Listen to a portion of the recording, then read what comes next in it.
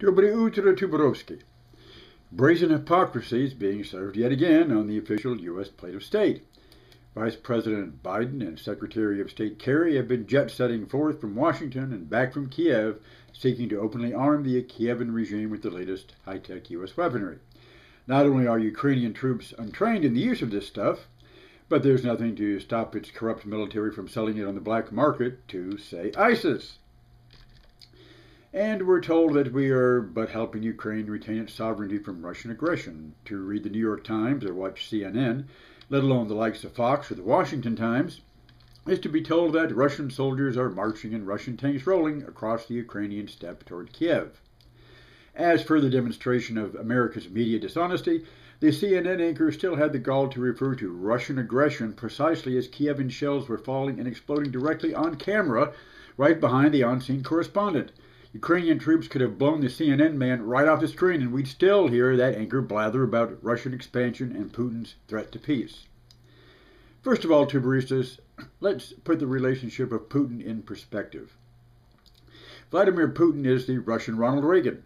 If we think of the glasnost era as the Russian 1960s, which it was, with an unpopular imperial war in Afghanistan draining the country, that sounds familiar, doesn't it? National Security Agency. With minorities in revolt and all the old shibboleths mocked and spat upon. The anti-establishmentarians won in Moscow for a time, but as in the U.S., the excesses of the era produced a backlash. Putin represents a rollback of the radical era, as did Reagan. Not all the way, some things can't be undone. The old apparatchiks of the USSR profit off the new capitalism, like the Reaganites profit off New Deal era federal subsidies. But with Putin, it was morning in Russia, with the homeland standing tall before its surrounding enemies. That means, for good or otherwise, Putin is no more an expansionist imperialist than your own Gipper. Does Putin fuck around in Georgia? So did Dutch in Nicaragua. Up to his ass in Syria. So was Ronnie in Angola. Even the Crimea has its Reagan parallel.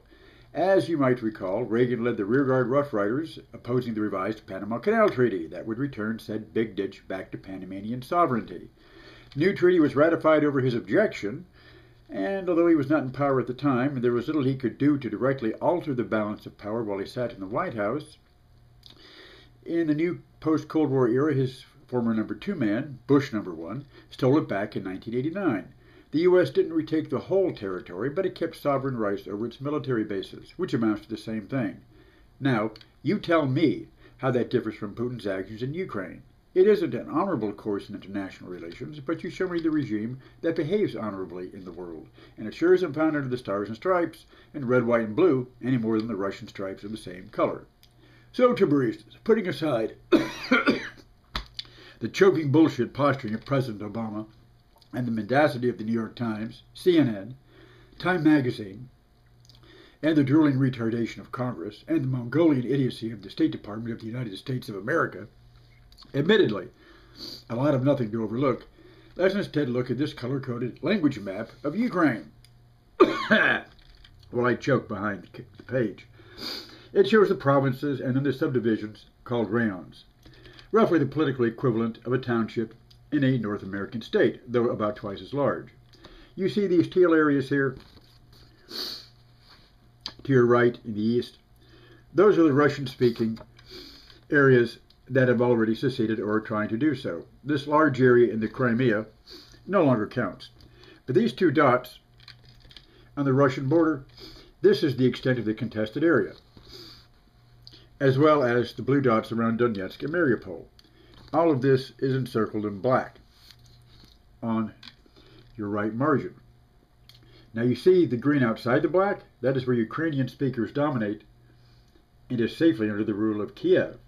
All this area outside the little black on your right. Now, what's wrong with this?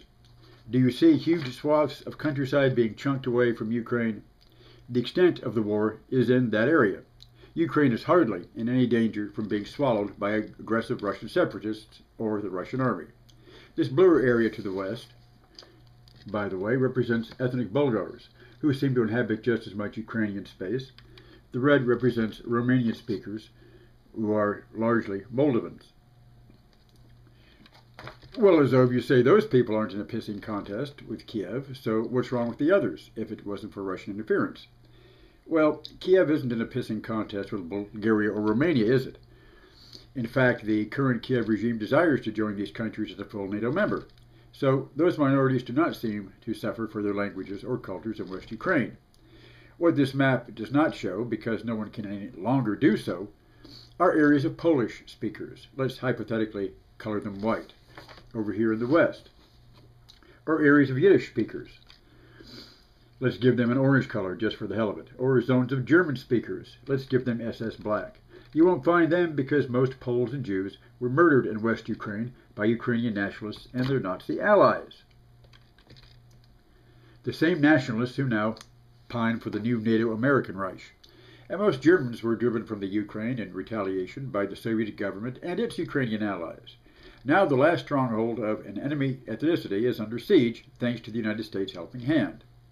To now show the shallow foundations of Ukrainian national identity, here's another map. This one here depicts the different dialects of Ukrainian. They present as much diversity among themselves as Ukrainian does with Russian or Belarusian. The red zones to your left, in the West, are the focus of anti-Russian nationalism, the locus of those who are currently in power in Kiev. The blue areas to the north show Belarusian influence. The orange and tan show majority Ukrainian. Those other colors represent people who do not feel rampaging hatred for Moscow or Russia, but whose voices were silenced by the coup of 2014. So, Ukraine is, like everywhere else, complicated. 45 million people live there, meaning it's got about the population of Texas and New York combined. Any division between ethnic groups or ethnolinguistics lends itself to convenient oversimplification. While it's true that Ukrainian language dominates in Kiev and the west of the country, and Russian is far more common in the east, most of the country is bilingual. It's not uncommon for two people, one speaking Ukrainian, the other Russian, to hold intelligible conversations using either language. Peter Pomerantsev of the London Review explains the missing link and why the country doesn't divide along language lines. He says, Ukraine's lingua franca is Sergic, a motley mix of Ukrainian and Russian, sometimes with bits of Hungarian, Romanian, and Polish. Now that Ukrainian is the official language, Russian-speaking officials sometimes have difficulty with it. Watching a session of the Ukrainian parliament can be like observing a secondary school foreign language class. The big winner from the conceptual division of Ukraine into Russian and Ukrainian spheres may well be the Kremlin. The idea that Russia is a separate political and spiritual civilization, one which is a priori undemocratic, suits the Kremlin as it looks to cut and paste together an excuse to validate its growing authoritarianism. So every time a commentator defines the battle in Kiev as Russian language versus Ukrainian, a Kremlin spin doctor gets in another round of drinks. And every time Washington or London spin doctor defines the issue as a Ukraine free from Russia, the funding comes pouring in. Just as every time a bell rings, a U.S. surrogate appears in the media advocating what the U.S. has already decided to do. Said media would also have you believe that the Ukraine is one solid entity, totally separate from Russia. But again, that is not how most people there feel. Not that they want to be governed from Moscow any longer. They just see no point in making their country a proxy war zone between the U.S. and its West Ukrainian allies on the one hand and the Russian Federation on the other.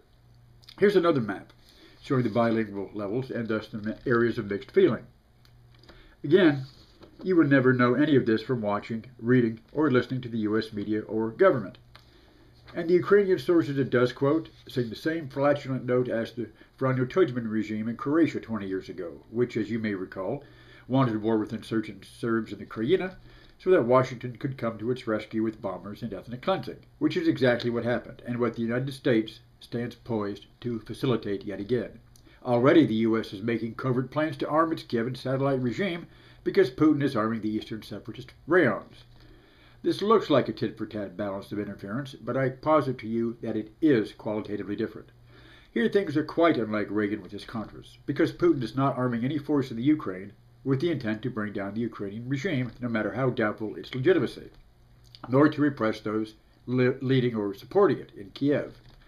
But I guarantee that arming Kiev's troops will see a vindictive crushing of the separatist movement, its leaders, participants, supporters, and the communities in which they live, which are being pounded and reduced to rubble just on principle.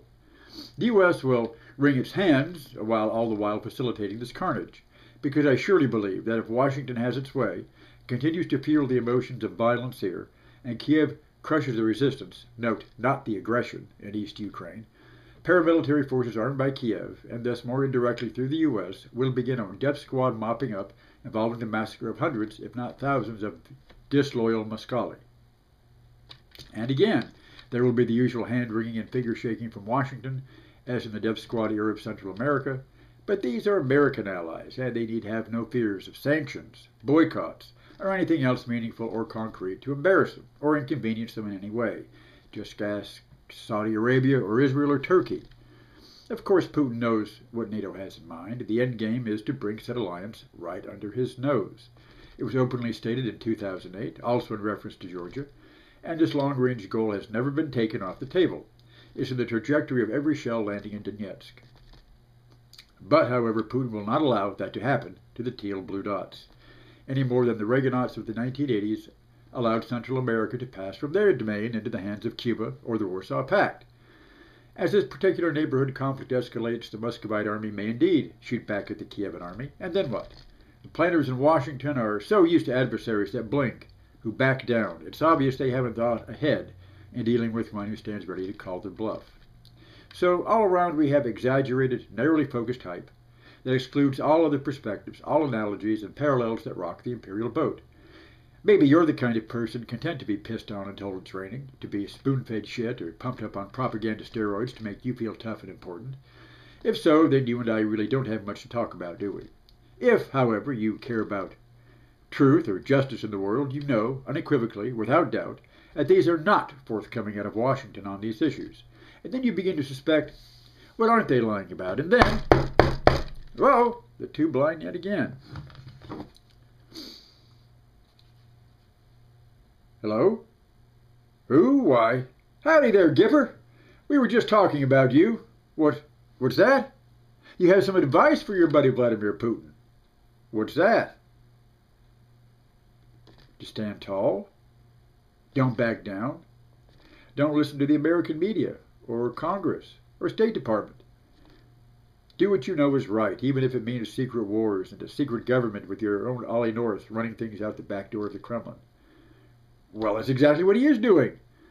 Say, Ronnie, you aren't buried in the Kremlin wall yourself by any chance next to Stalin, because Vlad seems to be inhaling deep in your fumes and blowing them back hard.